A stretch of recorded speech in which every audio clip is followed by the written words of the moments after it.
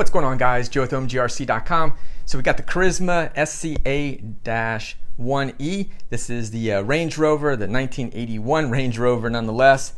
So yeah, I'm going to show you a running video of it and then give you my thoughts and other information at the end of the video. So stick around for that one. But for now, enjoy the little running video I did. I set up a little crawler course in my backyard, so pretty fun.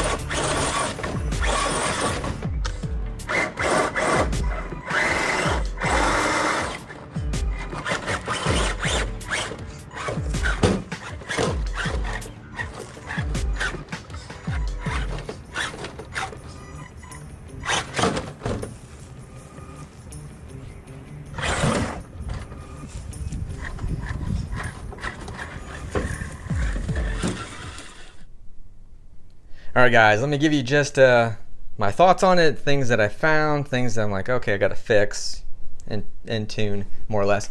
So first off, I did run it on a 2S LiPo, so you know, and I changed the connector to an XT60 connection on there. So if you know how to solder, cool, because I think it's a good idea to at least change the connector. I don't care for this like Tamiya type connection. It's old school, and I've had issues where they kind of burn up inside of there, especially if you want to run a little bit more juice through them. They don't make the greatest connection. So something else, you know, a Dean style connection, something else. I don't. These are pretty good, but teach their own on that one. So if you like that one, you're like, hey, I'm cool with it, then cool. Bumpers. So the bumpers that come with this thing are an additional, like they're an option if you decide to go with a different body. So that is nice. So what it's got here, let's see if I can do this with one hand. Maybe, maybe not. Okay, so this bumper that's here. So this is the front bumper. You can put that on there. You could probably cut these down a little bit, but if you don't want to do any of that and you need to raise the bumper up a little bit, they got you covered because they got a little adapter to raise it up. So then there you go. And you know, as far as the body post, you could probably even get different body posts anyhow if these don't go high enough for you. But there's a little bit of more adjustment to it. As you can see, it's not all the way raised up. And in the back, you can obviously raise that up and lower it anyhow. These shocks do have aluminum caps on them, so that's pretty nice.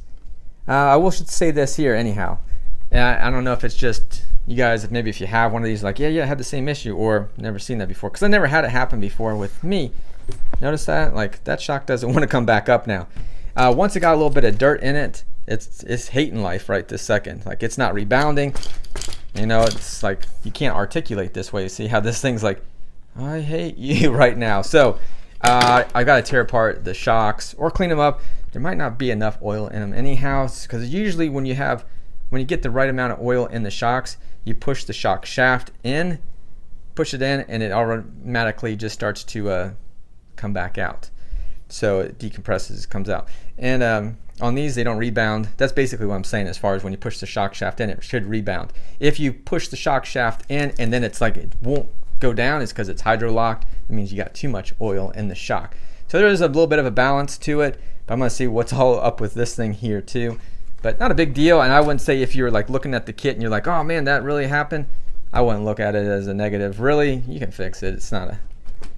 Shocks are cheap, but nonetheless, I think I can fix this thing without actually having to replace them anyway. But I was looking at some Gen 8 shocks because I really like the way they're nice and soft. But I'm going to work on these anyhow, and I can give you guys a further update on it if you're interested in like, hey, did you get those shocks working? Like, because I'm going to get this thing all back and going here. But for now, that's just want to kind of let you guys know in regards to that.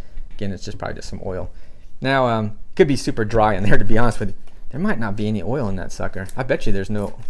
You can hear it a little bit now that I got oil in it. So there's just not a lot of oil in there. There you go. See now how it articulates better. Do this. Sorry, now you're like, wow, man, you're killing that thing. So there's just not enough oil in it. So there we go. So now it rebounds fine. So it's just, yeah, lacking oil. All right, so I was gonna put LEDs in this thing, and well, ran into an issue because LED kit that I have had, whatever, didn't function correctly. I was like, man, what? My turn signals aren't working. One works, one doesn't. One's flashing, whatever. So I got them from Red Cat. Got them on really inexpensive, and I was like, hey man, I got one defective one works because I put it in my Gmate. So I already know that the one set works perfectly, turn signals, everything, but I had one issue where the turn signals weren't working on one side and they were working on the other. And other issues as well, as far as when I gave it throttle, the lights wouldn't brighten up, they just stayed dim. And then of course when I gave it throttle, the back lights would go bright instead of being on like a brake when you hit the brake. So yeah, I was just like, what is going on with this? So this all like somebody messed up on that circuitry on that one.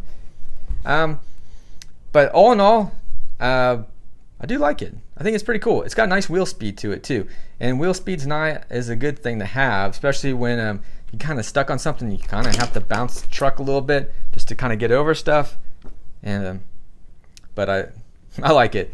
It's cool. I love the body that's on here too. Definitely that old school retro, and it's cool to have some of the old stuff. Anyhow, I think it's nostalgic. So it's pretty cool. They did a good job on this thing. Some people were saying like, oh, I had one buddy who's like, oh, the quarter panel is like super long on it. It's actually not that bad. This thing's actually shorter than the Gen 8. So the wheelbase on it is a little bit shorter than the Gen 8. You can see, this is the Gen 8 up here. Now it's got a different body on it and stuff like that. But, oh, it's got the same body. It's just been painted up in a camo. But it's a little bit longer, about an inch. This is about an inch shorter. And somewhere right around maybe roughly, the wheelbase is not the same either. So it's a little bit shorter wheelbase on this one. But it's a pretty cool truck anyhow. I like it.